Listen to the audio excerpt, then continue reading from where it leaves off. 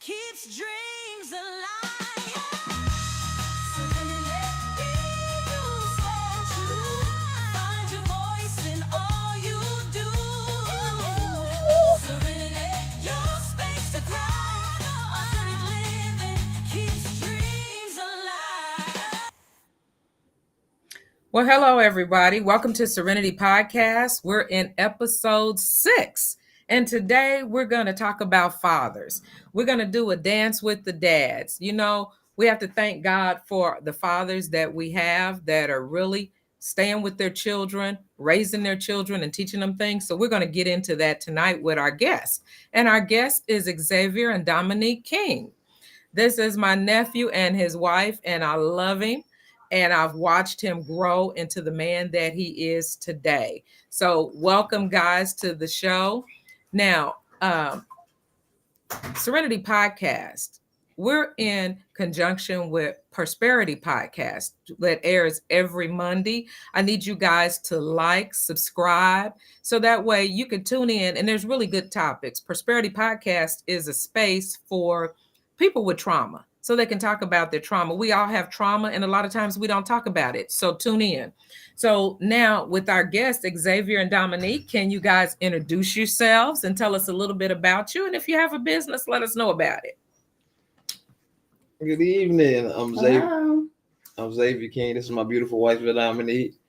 Currently we're located in Memphis, Tennessee. Been living here about 6 years now.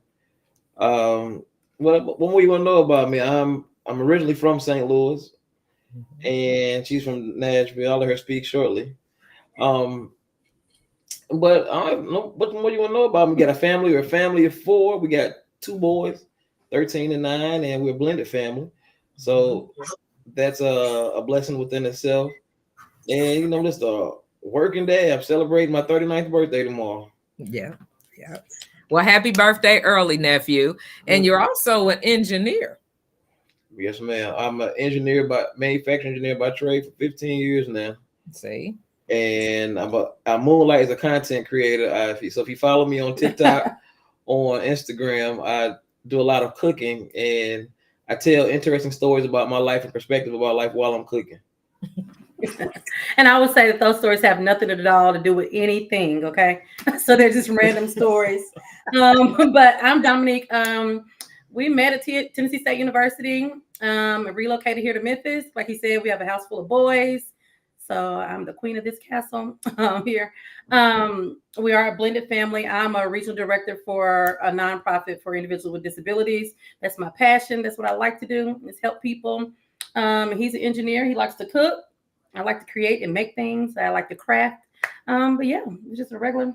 We go to church. We're active in our church and our sororities and fraternities. And yeah.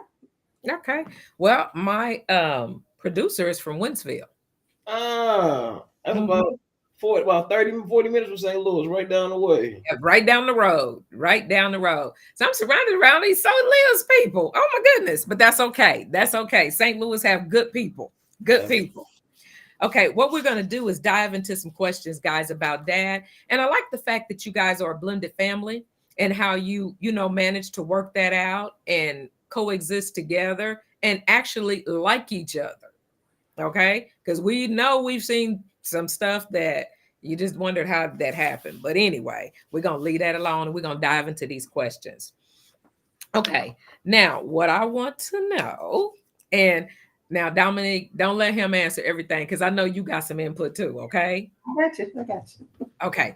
Now, what are some of the most favorite experiences or memories from your childhood or teenage years about your dads?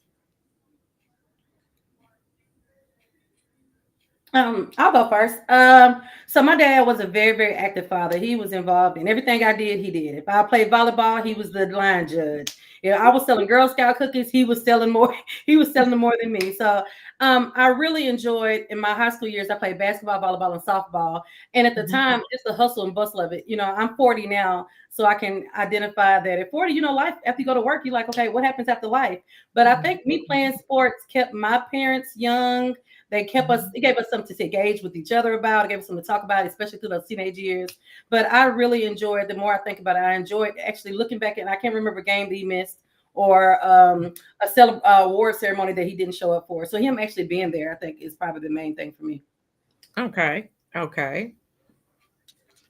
You got So anything to add, nephew? I do. So twofold.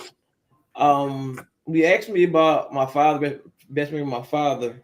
I took Paul for a minute because I'm sure we may get into it later in the podcast, but my relationship with my father had its challenges. When I was born, he remarried another woman when I was 9 months old.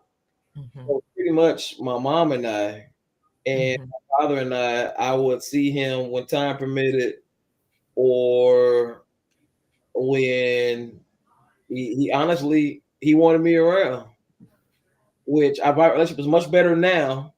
But mhm, the man in my life was my grandfather, mhm, mhm. is whom I lived with until I went off to high school, went off to college when I was 17.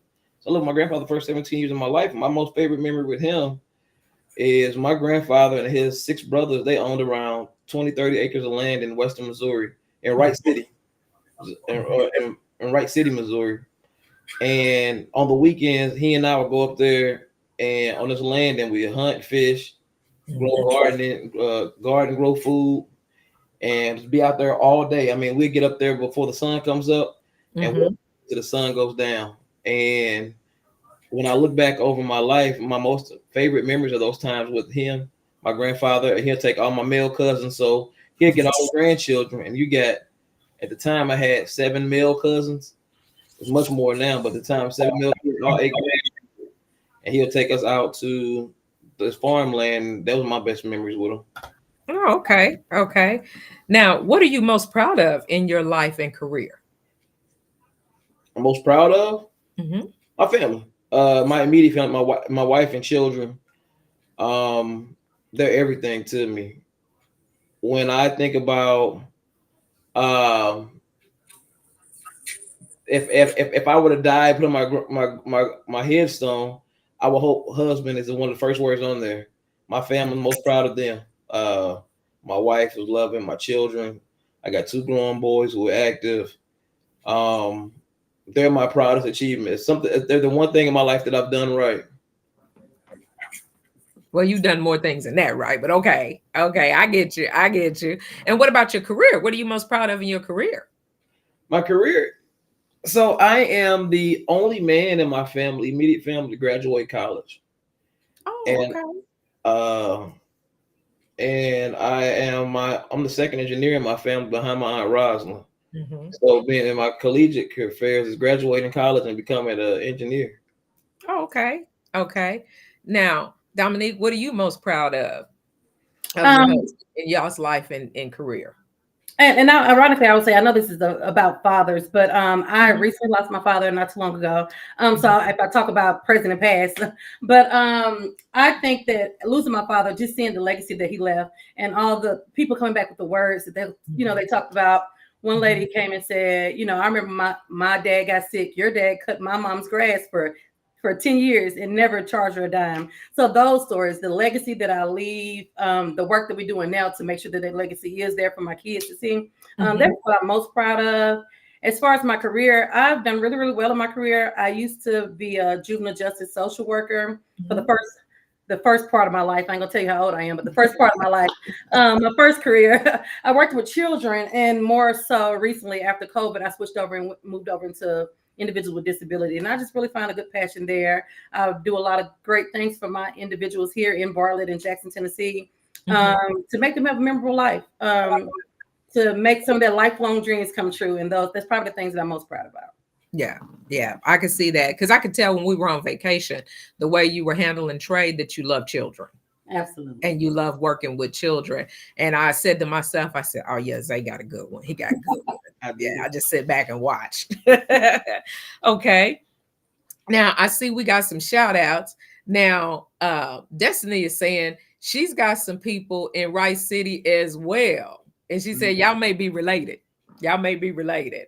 And So then very we got a shout out from Ella. Good evening, Miss Ella. How are you? How are you? Okay, I got some more questions for you guys. Let me ask you this. What family gatherings or traditions do you remember as a child? Now, Zay, you talked about Papa taking you guys, the male cousins. What other family traditions or gatherings do you remember as a child? So one is the big one is Thanksgiving. So my mom's side of the family, I have 6 aunts and uncles, and I got 30 first cousins. It's a bunch of us. Yes. On my dad's side, I got another 8 aunts and uncles, another 21 first cousins. Oh, wow. It's like Wow. a huge family. But as a kid, going to the right city that we call it the country, going out to the country with my grandfather. But Thanksgiving is my family's family reunion / holiday because all 7 of my grandparents' children are in one location, and all of their children and their grandchildren. So Thanksgiving, before we're as large as we are now, we would all go to eat at grandma's house and at my house. Mhm. And so imagine having all the people I just named in one 5 bedroom house. And when I say 5 bedrooms, I'm gonna be clear, it's not 5 large bedrooms. I think it's 5 bedrooms, 2.5 baths under a 1,900 square foot roof. Mhm. So it ain't a big house by any means, and have all those people eating at Granny's house for Thanksgiving. It's still by far my favorite memory and holiday and tradition. Yeah. Yeah, I remember all those people. And you're right. The house didn't seem that big, but what I think we have with families back then that we don't have now, you could have a 2-bedroom house and have 50 people in that one house, everybody having fun, talking with each other, loving on each other, and the food just went for days. For In sure. days. It seems like it would be one turkey and maybe one ham, but it would feed 50 or 60 people the It way would. they cooked back then. So yeah, Having that. over with cousins, sleeping over. It's bodies everywhere. I remember one Yes. Thanksgiving, everybody eat and get full, and so everybody's sleeping there. I remember everybody house fell asleep. I wake up and it's like a crime scene. It's just literally bodies everywhere, all over the house. This little bitty house. You stepping over people, Mhm. people just laid out sleep. I mean, kids on the basement, we all in the basement, adults upstairs. Everybody's laid out. It was crazy in that little bitty house. But Yeah, the love was yeah, is. yeah. And but you know what? You guys have managed to maintain that though through the years. We still do And everything. that is, yeah, that is a good thing. You guys managed to maintain that. And I love seeing it. Love it. And Love that's it. the thing I was going to say. My childhood memories, our family used to get together the same way, Mhm. typical family. Everybody gathered at one home. I think around middle school age, some of the families started breaking off, kind of doing their own thing. So the groups just got smaller. So from middle school always up, it was just a few of us. And my family is nowhere big like his. So normally when I'm talking about a family gathering, I'm talking 10 to 12 people. That's my immediate family, me, my brother, my mom, my daddy, that's it. So when we got married, and he's like, we're gonna go to Thanksgiving. I'm like, great. Oh, we got married in the middle of COVID. Okay. And Yeah, yeah, the amount of people that showed up at Thanksgiving, I was shocked. I was like, all of y'all grown, all y'all come here to Pelham, this one house. Like I was so shocked. I hadn't seen it in years. I was like, Mhm. all y'all big grown people sitting here on top of each other, everybody piled on top of each other. But the amount of love, the amount of joy that you get out of seeing it every year, I think it get bigger and bigger every year. I tell people about it like it's an event. Like you should come see what my family's doing. They got what's going on. It's real good out here. But Thanksgiving now is still the same way. We laugh. They laugh uncontrollably, but just the amount of love that's in the room. Exactly. I think it fuels us to the next Thanksgiving. And we all talk about it. When we leave, it's a Thanksgiving text group thread. They texting all year long, all the way up to the next Thanksgiving. So I think that is probably the most enjoyable thing about the holiday. Yeah, yeah, it is. Yeah, his family shows a lot of love to everyone. There is no strangers. No, not at all. Not at all. And that is a beautiful thing. And I want to see it continue for many, many more years to come. Now, another question. Zay, what do you enjoy most about being a father? Man, it's so many. What I enjoyed the most, I really enjoyed the quality time with my sons. Mhm. You know, from us playing video games together, us just taking walks. Hey, let's go on a walk. Let's talk. let's go on a walk. What I enjoy, I like seeing my children develop. Mhm. When we having family Bible study at the and I teach him a lesson, and then to hear him regurgitate with the story and what it is in his own words, or how he internalized what the message is. Mhm. Those are the moments where I talk to her about, be like, listen, he understands. Mhm. Or when I see my sons overcome fear of something they tried to they couldn't handle, or something that we worked through, and to see them overcome that, those are the biggest joys about being a father. But yeah, I think to answer your question in short, the quality time, just being with them, the wrestling, the playing, and she can tell you, and she's the only woman in the house full of boys, even a dog a boy. You could have got a girl dog now. Try to even it up a little bit. And we live like boys. We burp, we fart, we scratch, we laugh at inappropriate things and these nuts jokes and all these kind of stuff. But it's just that time. That time is limited. That time, I know, it's finite, and so they're small. Mhm. And so that's what I enjoy most, just having them in my presence, both of them. Yeah, yeah, I can get that. Dominique, we're gonna have to rescue you, baby. I'll call you later. We're going to rescue you. Please, please. Now, Zay, what are some of the challenges you guys have, especially you as a father? What are some of the challenges? And I know Dominique sees the challenges too. So one thing we did talk about in introduction is our family is a blended family. Mhm. When I met Dominique, our youngest son Trey was a year old, Mm, and our oldest son Isaiah at the time he was 5. okay. And the challenges that we see are, she was her the ex-husband and my oldest son's mom. You know, some of the challenges. One, logistically, Mhm. with having a son outside the house that we'll have joint custody of. You know, a lot of times we are constrained by the logistics of it, traveling back and forth across the town to get him to school when he's over here, or the logistics of what we want him to be this camp or do these things, but his mother has other plans, Mhm. as well as on her end, she can speak more to it. When our youngest has to go travel with his biological father, to travel back and forth with that. So I think those are some of the biggest pain points or challenges. Okay. And how do you guys handle those challenges? Because I know you have two other people that you have to try to coexist with and work different things out. What kind of advice would you tell anybody listening in a blended family? How would you handle those challenges? If you don't know the Lord, you need to get to know him for yourself. Hey, listen, she's not playing. I know she's not playing. I know she's not. If you don't know the Lord, that's probably the best thing. Honestly, and we laugh and joke, but we've had some very challenging times. Mhm. But God has carried us through all of this, and ultimately, and we have to remind each other too, as long as we keep our mind stayed on him and the ultimate goal, and then gotta keep our kids better than we can keep them ourselves. He gave them to us to raise, but ultimately they're his kids. So Yeah. really, ultimately, a lot of it is our spiritual belief that it helped carry us through.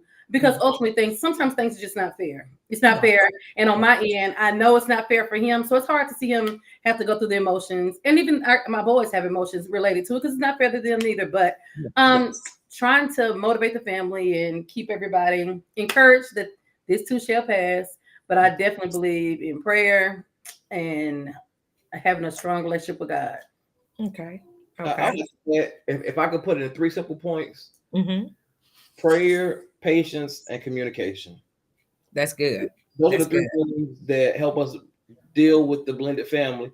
One Hmm. is practical, prayer, right? When we have Hmm. challenges that we can't seem to work through, our frustrations, because the blended family comes with its challenges. Yeah, it does. Um, It does. it's easy for us to get angry, upset, believe, like you said, understand some things aren't fair. So I Hmm. think, and God helps us with that. We don't say we're Christians in theory, but in practical application. I mean, we're both youth teachers. I mean, we're active in our relationship with Christ. That really Yeah. helps our prayer. Hmm. Secondly, Patience with one another. You Yes. know, because early in our marriage, our boys would fight. Mhm. Mhm. They're kids. They both grown up only children because he was my only. He was her only. So Mhm. you put two only children in the same space now. Yes. Everything is mine. Yes. So you know, it's that patience of us trying to understand when things are going awry. Don't You're not enemies, Mhm. Mhm. and you know, and just can be room to continue. We'll get through it. And I think lastly, the communication part of it. We got to talk through. Hey, what's really happening with us? How do we come through it together? Like Mhm. always, kind of, how are you feeling? This is what I'm saying. What are you saying? What are we gonna do to try to rectify this so it doesn't happen again? It's the communication part. So between those three things, any challenge that we see, any problem that arises between those three, we can all, if you do either practice patience, prayer, and communication, we can work through it. I mean, we've been married, it'll be going on 5 years, but we've been together almost 10. Yeah. Yeah. That's good. That's good how you guys handle that. And I think a lot of people can learn from that because blended families, sometimes it can be difficult. And you do have to talk through it and work through it. And then also help the children understand we're not going anywhere.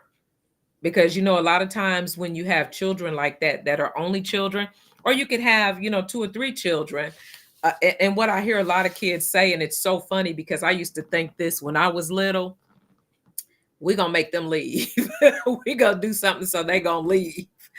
But with you two on the same page, and you got God as your guide, look into that. You have to speak to that sometime and let the kids know, hey, I love you. And then, even if it's not your kid, you have to let them know, hey, I love you just like I do mine. I'm not going nowhere. I'm here for you, because kids need to know that. And a lot of times, I don't think they sometimes feel that with the other parent. And so we got to make that known to them, just like you said. And then y'all talk about, okay, what are we going to do? How are we going to handle this? So that way y'all are on one accord. Yeah, Absolutely. and we Y'all had a not lot, we had a united. lot of growing pains. We had a lot of growing pains. We had to learn how to while we look at the world differently. So I was raised with my brother. He's the Mhm. only child. So Yeah. everything in his house is his whenever he wants it. Okay. In Yeah. my house, whoever had it first is who can play with it. So we have learned growing pains like that because I'm like, that's not fair. He's like, well, it's his. I'm like, well, he had it first. So Right. our dynamics and why we function the way we function, and then Mhm. really discuss a plan and what we want our household to look like. For sure. We want our household to function as a unit. This is our house. Mhm. It's going to be loving, so I think we do a good job of calling each other out on that. Like, hey, I see something's going on with you. Let's have a house meeting. Let's talk about it. Even our Mhm. littlest one, he'll call a house meeting on us in a minute. Right. So hold on. Hold up. He'll call his grandma on us to let's talk about it because there's something going on in this house that I need to talk about. But communication and teaching our kids communication, I think, will help them as well. For sure. Yes. Yes. And just Go a ahead. piggyback, the communication of it, it's empowering. The Mhm. fact that they feel able to speak up, hey, we're gonna have a family meeting, but that only comes from us communicating That's right. and the children understand seeing how we communicate. We have disagreements, but we rarely argue, and we Mhm. rarely, and even more rare, argue in front of the children. That's right. And a big portion of the way we don't disagree, when we do disagree, it's because she be wrong. And if I agree with her, we'll both be wrong. Go away. So we learn how to communicate and just let me win. And the children, and no, but seriously, the kids see how we interact with one another and they take the same cues from us, right? It's the Yeah. communication part. Yes. And so the children, my youngest, he'll tell you, we gotta have a family meeting. And more than likely, it's because he can tell on me for something I've done, but he feels comfortable and confident enough to have the family Mhm. meeting because we've seen it. And that's good. That is good. But Zay, I forgot to tell you, happy wife, happy life. So she might be right. He's learning. Still working. I'm still working on it. I'm still working on it. Okay, y'all know I'm just kidding because Yeah. I like the way you guys work. Work things out. Y'all doing great. Now, how do you balance your family and work life? Because I know that's got to be juggling?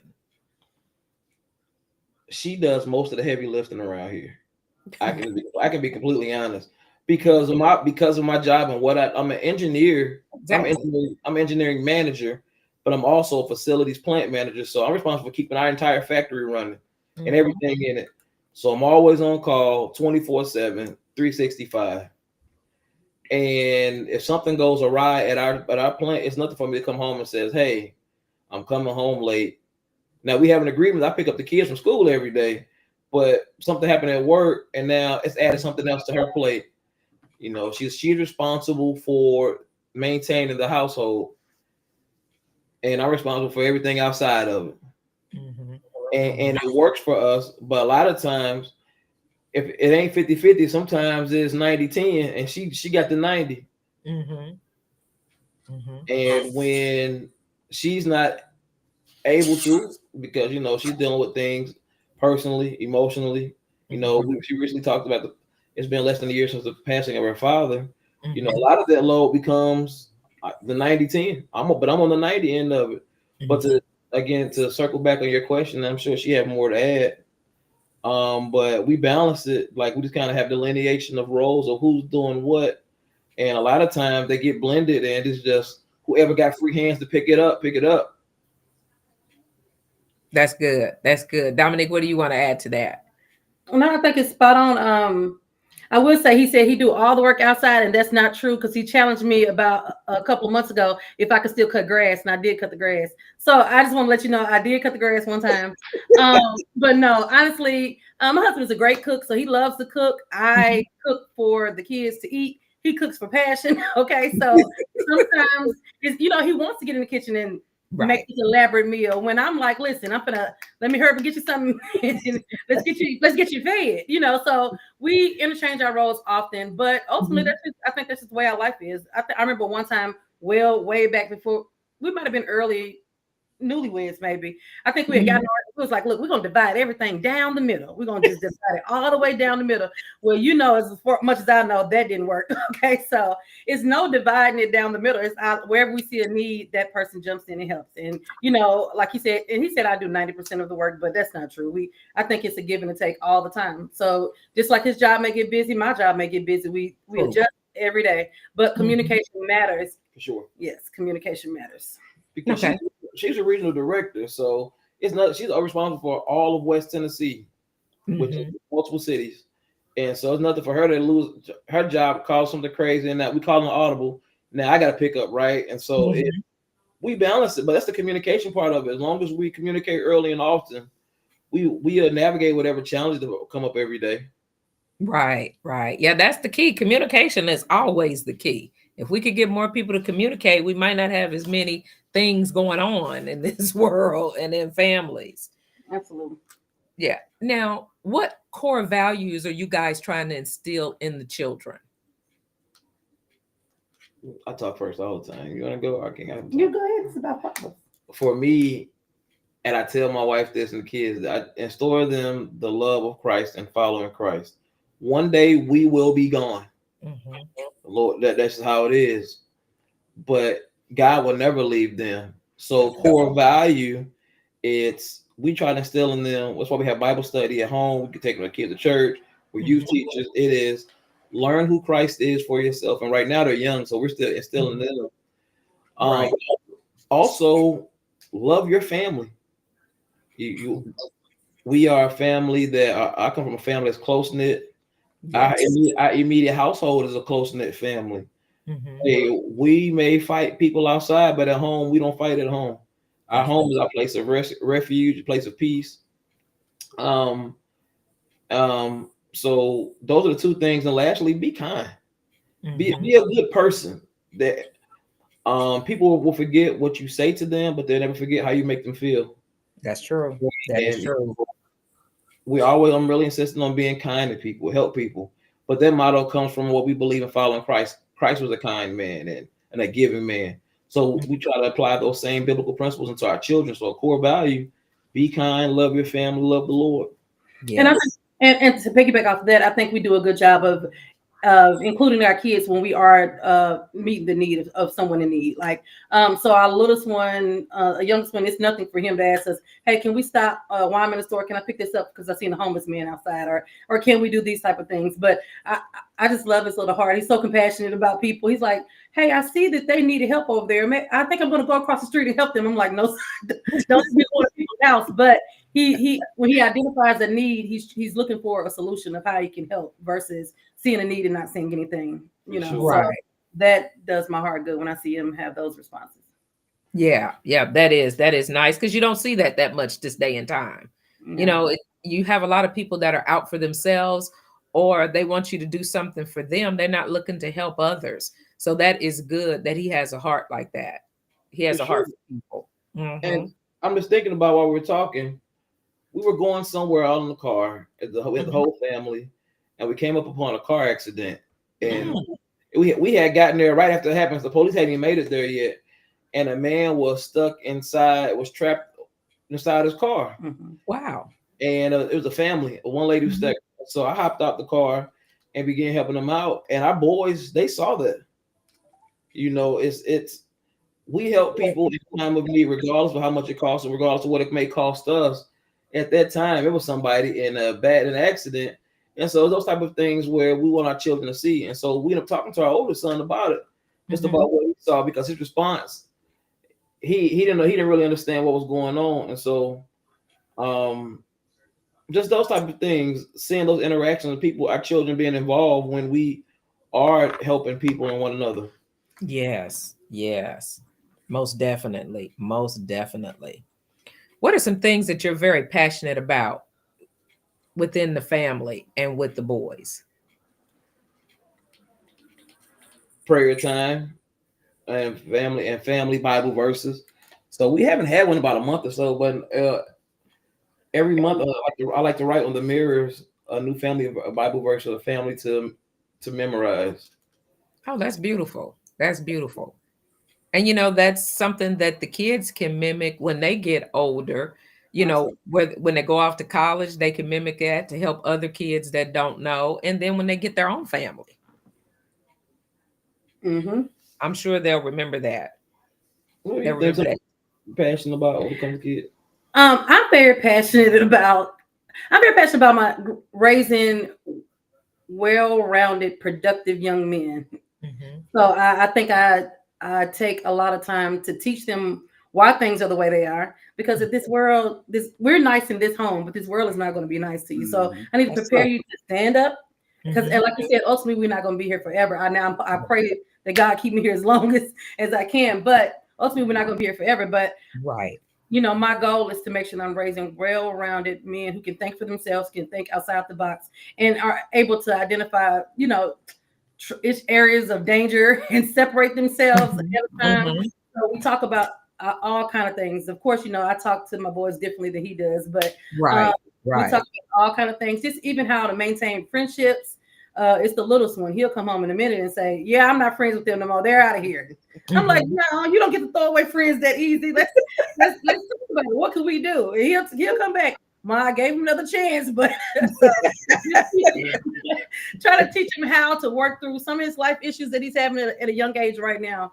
I think if someone had did that with me, I think I wouldn't have been out. I wouldn't have been thinking like, "Well, am I doing this right? Or am I not doing this right?" You know, I think I could some relationships because some things you need somebody just to kind of coach you through. So I think it really matters to me that by the time that they're leaving here, of course, I'm always going to be concerned and worried about them because they're like that. But I want to know that they're well prepared and they are great men of God, and that we've instilled everything in them that they need to go be successful in this world. Okay, that's good. Now, Dominique, how have you seen Zay's role as a father evolve over time? So at first, when we first got married, he was the cool guy. Everything he's doing is fun. Okay. It's fun every time Dad's around. Okay. But the house is a mess. The kids look a mess. I can give you one example. When we was very early on dating, and he's know what I'm gonna say. We took the kids to Chattanooga to a water park. And you know, I'm very much decent in order. Okay, because I want my kids Y'all represent me. So we're walking down to get continental breakfast, and they're quiet. They're holding their plates. I'm talking about little kids at a young age. They're doing everything they're supposed to do. Dad shows up, and everything went crazy. Oh, dancing. They didn't drop plates. They knocking over milk. It's just stuff. I was losing my mind. I just life of me. And everybody's sitting, other people's kids, you know, other races, and everybody else is sitting quietly and doing what they're supposed to do. And they're having a party. And for the life of me, I was like, sit down, everybody, stop, do this. And I was like, you know what? That's not fair to me, sir. That's not fair to me. And he was like, so they just being boys. But you're teaching them that in a place where they're supposed to be quiet and rules, that they don't have to abide by those rules. They don't have to do that. So we have to have some conversations. And then I started sending the disciplinarian action up. What your daddy decided to do, give it to him. Now we're balancing. Now it's not all mean mom and cool dad. So we worked through that. I think we did. But for a long time, I think that was a struggle. Everything was fun. Everything's always fun with him. And mom's the only one saying, hey, you haven't bathed today. Get in the shower. You have to brush your teeth. Wait a minute. Have you did your homework? You know, like, what are we doing here? So we got to have some learned lessons. But now he's much better. Now, like I said, he'll cook dinner, doing the homework. If you pick him up from school, it's not like I'm coming in and having to backtrack from all the time that he had him. Now he's getting into the program and able to maintain the ship until I get back. But for a period of time, it was going crazy every day. Like I would clean up the whole house. I would go to work, come back, everything crazy. And I'm like, they don't water balloons. They sliding on the rugs. He's like, well, we had fun. I'm like, what you mean? But did y'all clean up nothing? Did nobody cook? Like, just crazy stuff. But go ahead. Oh yeah, so that's the way that I can say I've seen him grow. I've seen him step into an actual father role. At first, it was fun. It was fun just doing the fun, cool stuff. But now he actually he's more in the teacher conferences than me. Yeah, he's up there like, I need to speak with the principal. Oh yeah, now look, come on here now. So but I have seen him take on actual the hard side of the parenting role. At first, it was all fun. How do you think you've evolved, Zay, as a father? I think she said the same thing that I would say. You know, for me, growing up, because again, I had a single mother, but I lived in a house with my grandfather and grandmother. I grew up in a very strict household. We were in church all the time. We was in church more than the Lord. I hope your mom ain't watching. I know. I'm gonna tell her to watch it later. We was in there more than the Lord. You know, I had a grandfather who wouldn't repeat himself more than once. He's not repeating himself. And I had a grandmother who was tough too, right? So for me, I always vividly remember how strict my upbringing was. Now that I'm a father, I understand why it had to be harder for me, because she's a single mother and grandparents helped raising me. 2, we lived in the hood, right? So if they weren't strict on me, my life could be totally different. I understand it now. But I preface that with my answer with that, because when I was a young father, it was like, man, I don't want my kids to grow up in a house of tyranny or feel like I'm a dictator. So I got my sons, we gonna live. You know, she's very much the authoritarian, rule things have to be in place. I grew up like that. I'm not here for that. Like, nah, and I want my boys to have the freedom that I wish I had. But with that, it would drive a wedge between us, right? And it's not fair to her because she's our disciplinarian. And I come in, cool, everybody happy to see me, and it's a party, but they aren't getting what they need from me. Right. Growing up, just evolving as a father, one, it wasn't fair to her for her to be disciplinarian. Secondly, you know, it made the workload heavy on her. Like she said, she had a house clean, and we'll come through like a whirlwind or a tornado, and now she got to clean again. And now we got to clean again. See how I fixed that? You got to fix that. So I see me evolving because I just understand my role as a father, right? So when it comes to homework, I do the majority of help with the homework around here. I do majority of the cooking. I'm in majority parent teacher conferences, not because you didn't want to, but because our schedule aligned that way, as well as I take pride and enjoy those things. In addition to that, just growing up and maturing as a father, I understand I'm raising black boys, and we live in Memphis. It's tough out here, so I have to prepare them. And I guess we can't with me maturing as a father, with me maturing as a man. So I think to answer your question, that's how I evolved with my parents. And now the roles have reversed. She can talk to them kids all day, and they slow moving. They'll do what they want. But even the dog. But when I speak, everybody gonna move in the house, right?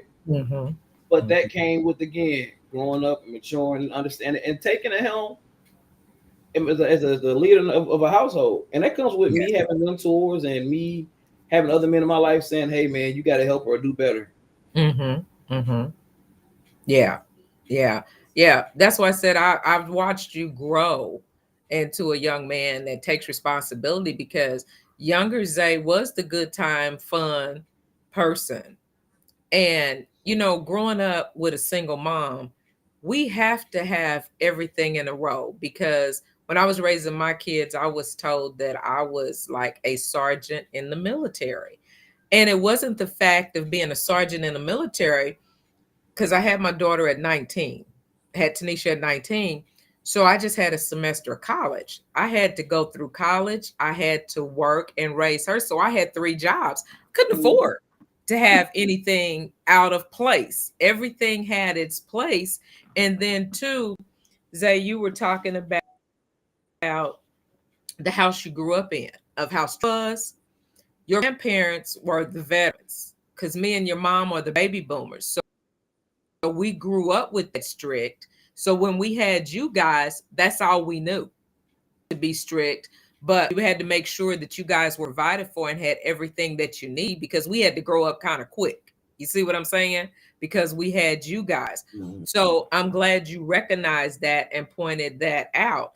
Once you do become a husband, take responsibility for the family, the dynamics change. They change. Because I remember before I had Tanisha, I could go to work, go out, party, blow a couple of $100. It wasn't nothing. It was just me. But then when you get that responsibility and you look at that check, you be like, oh, hold on a minute now. You got to know where every dime's going, because you got to make sure everything's covered. For sure. See, you recognize that. So yes, I love the way you have evolved, and I'm glad that you're helping my niece more instead of making her a bad person. Right. Yeah. So, but no. And you know what? I noticed you guys have fun together.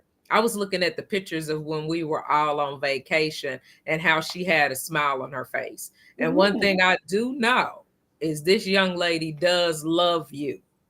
I blessed her. She loves her some Zay, okay? I do.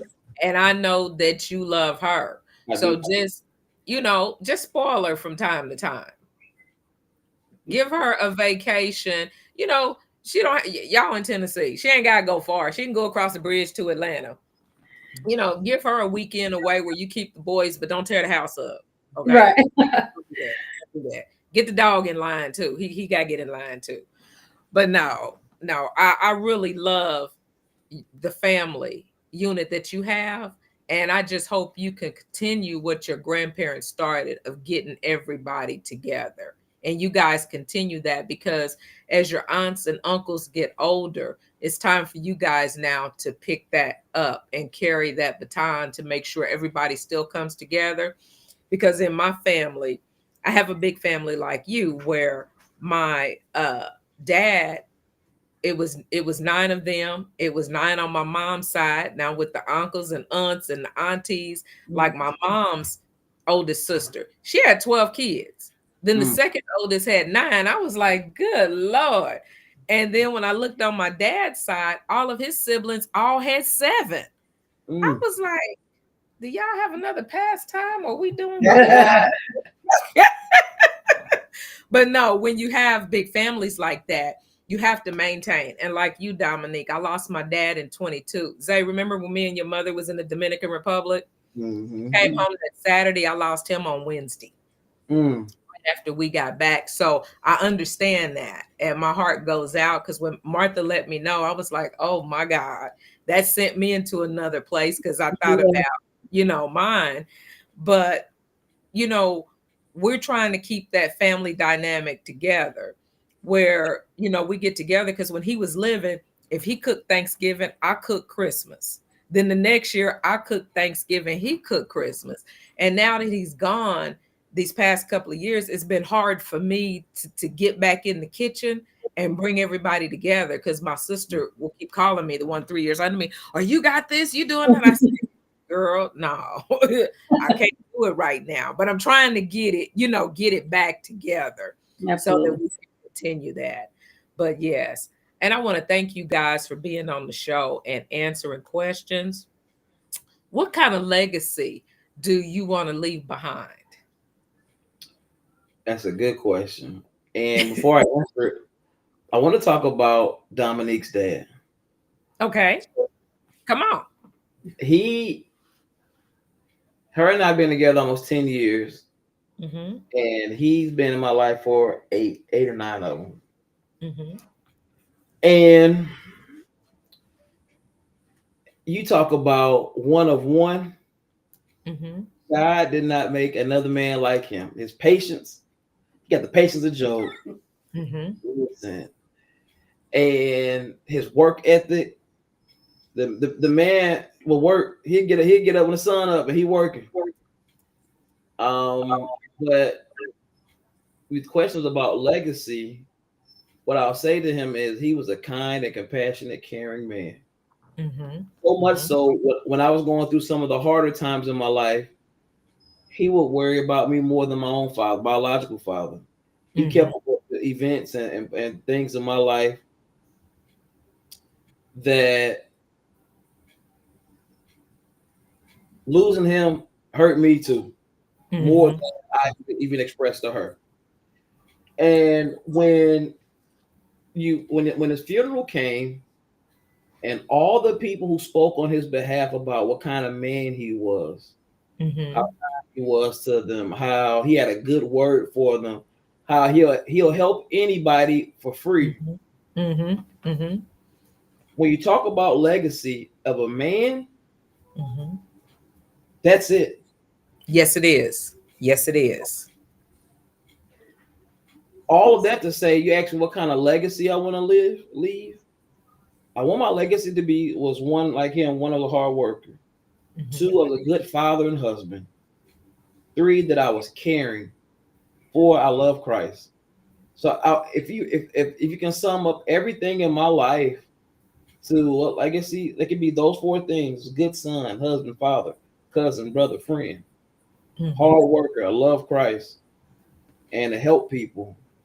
And he had one of the biggest influences of any man in my life. And it was only such a short window. Mm-hmm. And so that was what her dad, I'm not trying to make her cry or anything, I ain't crying. but it's just when it talks about legacy, when I saw his life and how he lived it, and the people talk about him today, Mm-hmm. I want people to talk about me when I'm gone. I want my children to talk about me that way we talk about her father. Mm-hmm. I want people to talk about me the way we talk about my grandfather, the man in my life. I want to be known for loving my family, helping people, being a hard worker, loving Christ. So that's my legacy I want to leave. That's a good answer, and that's a good legacy.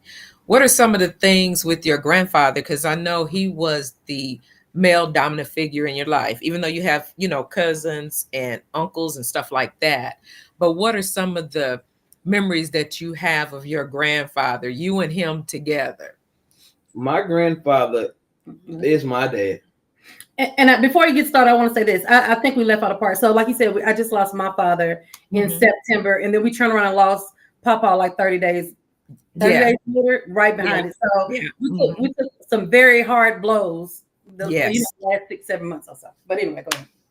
So my grandfather I could go on and on. Go ahead. We talking about fathers? Go Yeah. ahead. So that? my grandfather, he is the man's man. Mm-hmm. He didn't take nothing from nobody, No, he did not. and even in his old age, he suffered from Alzheimer and dementia when in his latter years. Mm-hmm. But when he was upset about something, he lock on to your arm. He's not letting go. He was tough. He was a tough man. Mm-hmm. Growing up being one of 13 and the oldest boy, losing his father at an early age, he had to be tough Mm-hmm. and a hard-working man. And when I talk about my grandfather, my work ethic is not like his. I mean, he had a motor nonstop, but I do have a work ethic that's better than many, and it's because of him. Mm-hmm. And I remember my grandfather, he had me doing everything. He taught me to cut grass. He taught me to garden. He taught me to fish. He taught me how to ride my bike. My grandfather taught me how to throw my first punch. My first fight was with my cousin AJ. And when we got to fighting, AJ was getting the best of me. And I'm ready to run and cry. He like, no, let him fight. He need to fight. My grandfather, again, because you don't let people mistreat you. And you don't take nothing from nobody like him. Right. But his work ethic was unmatched. My grandfather could build cars. He built our first home, the first home he built. Mm-hmm. And I remember him telling me one day, boy, you so lazy. If I gave you a job laying down, you would stand up and quit.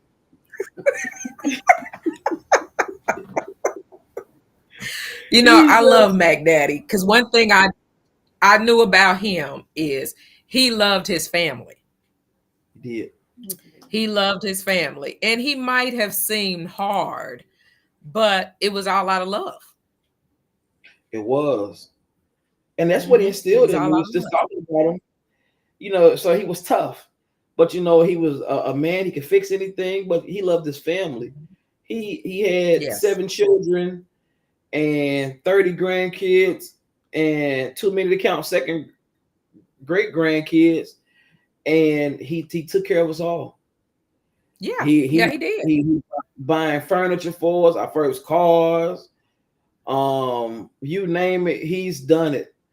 And so for him, he's my example. And I remember him telling me when I having my son, he told us, son, you take care of your children. You can have one, you have 100, you take care of all of them. Mm-hmm. Ain't no place for in the world where a man will take care of his children. And that's what he instilled in me. So we talk about legacy. People will say people can't say I didn't love my family, I didn't love my children. That's a direct correlation because of the way I was raised, and particularly him. Yes. I loved your grandfather. He was a good man. And he was always so friendly and accommodating whenever I would come into town, him and your grandmother. Because I know I would call your mother and tell her I'm coming, and she would say, Mom, Carlene and Margaret, here they come. They're coming again. And she would take the phone. What they want to eat? What y'all got? And I mean, when I get there, I would always tell her sweet potato pie. That was my thing. But when I would get there, she done barbecued. She done roasted something. I was like, Mom, she was like, just eat. And, yes, ma'am. Yes, ma'am. Yes. Yeah. You didn't question her. You just did what she said. It's the same way at Mimi house now. You don't question. You just go in his mom's house. You don't question. She want to feed you. She want to make sure that's her love language. She's sweet as she want to be, but she's gonna make sure you eat. That is her love language. And you know what? I tease her when I'm up there and she's cooking. And she's like, can you do the eggs? And everybody start running. Because you know how she is about them eggs. We start running. Some eggs. And come eat them while they hot. Come eat them right while they hot. Well, no, when she wants you to crack them, and she always say, take the chicken part out. I was like, what is the chicken part? I never learned that. And then she was like, what? Oh my God. Okay. But you know what? I love her, and she knows it. She knows I love her. Absolutely. But yeah. But thank you for sharing with me what it's like to be a father. Because, like I said, I've watched you grow from 17 months up, seen some of the trials and tribulations that you went through. But you know what? I am so proud of you Thank you. and your family, because I can tell your wife really loves you, and I know the boys do, because I see you, you know, with the boys from time to time, and they love their daddy, and that is good. I'm glad to see that, because the love just passed on from generation to generation. Mhm. Absolutely. So thank you, nephew, for sharing your story with me and what it's like to be a father. Do you have anything that you want to add or leave, you know, other fathers with? Something that may help them. One thing is, I would tell all fathers, you're not perfect. You're gonna say things that aren't right. You're gonna do things that aren't right. But just make sure that your heart is right about everything that you're doing. You know, and it's a learning. Don't be give yourself some grace. None of us are perfect fathers, and our fathers weren't perfect. They are all flawed men. Even my biological father, and I didn't get a chance to talk about him much, but he and I got a good relationship now. Mhm. You know, it took some growing, it took some difficult conversations, but he and Mhm. I are good in place. I love my father. You know, he and if you see him and get a chance to Mhm. meet him, you will see a lot of me is in him too. A lot of him is in me, I should say. So I would tell other Mhm. fathers, give yourself some grace, but you continue to be in those children's lives. You do your best to your ability, Exactly. and and as long as you're Exactly. doing your best by your children, God will honor that, and your children will. They may not understand it now, but they may understand when they have children of their own. That's right. Happy Father's That's Day to right. all out there. Yeah, I definitely agree with you. And thank you for that. And you know what? As parents, like you said, we make mistakes. And you know what? I've even had to apologize to my kids, you know, about some We do things. Because often. I told them at the time, the information I had, that's what I based the decision on. But now that I'm older and I look back, it's like, ooh, you could have did that a little differently. But we didn't know that at the time. We didn't know that at the time. Remember, it's the little one I told you about. He'll come back and be like, "Well, Mom, remember a long time ago? Do you think you?" I told you it's the little one. It's Trey. It's Trey. He's It's gonna right. always hold you Yeah. accountable. But I think it's very important. We apologize to our kids often, especially when we, like you said, we make the best decision at the time. Maybe we should show them how to apologize so they can learn how to apologize. But we talk about Exactly. things often. We pour into them. It's a pleasure watching him be a father. He truly enjoys everything about it. Teaching Mhm. them, doing homework, it's a thrill to see. Playing games with him, playing hide and seek. The endless games of hide and seek. So I am blessed to be in the position I am. I'm grateful for him and the role that he plays in our family. We couldn't do it without him. We love him. Yeah. So happy Yeah. Father's Day to all y'all. Yeah, keep trying. Just keep trying. Yes, yes. Happy Father's Day to all the fathers. We love you and we just want you to be in your kids' lives. That's all mothers really want is for you to be in their lives, be a part of them. So thank you so much, guys, for coming on. And Dominique, I know you got to run, baby. You got another meeting. I appreciate you so much. And you too, Zay. Y'all just keep on loving each other and keep your hand in God's hands and let him guide. And he will see you through the umpteen million years you guys are going to be married. For sure. Yes, for sure. Thank you so much. So Thank you. much. Okay, you're welcome, guys. And we're out. We're on our way out. Thank you. No problem.